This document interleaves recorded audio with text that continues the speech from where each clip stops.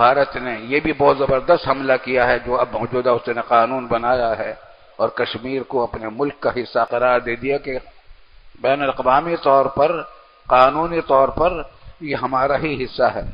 حالانکہ اقوام متحدہ میں آج تک وہ قرارداد پاس ہو چکی ہے کہ کشمیر کے عوام کو اختیار دیا جائے گا کہ وہ پاکستان میں ساتھ رہیں یا انڈیا کے ساتھ رہیں، لیکن سازشوں سے کشمیر پر انہوں نے قبضہ کروایا تھا اور آج تک وہ قبضہ ناجائز چلا آ رہا ہے.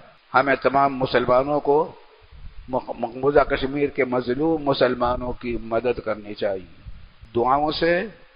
اور سب سے بڑی بات یہ کہ اگر ہماری اللہ تعالیٰ ہماری فوج کو، ہماری قیادت کو، ہماری حکومت کو توفیق دے، اگر کا اعلان کر دے تو بہتر، سب سے بہتر علاج یہ.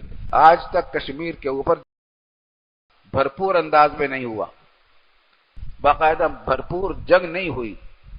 جنگ ہوئی تھی اس میں فتح ہوئی تھی. جتنی جگہ ہوئی سن 48 میں جب ہم پاکستان آئے ہیں تو جنگ چل رہی تھی کشمیر میں، اور ہمارے آفریدی قبائل بڑھ چڑھ کر اس میں جہاد میں شریک تھے.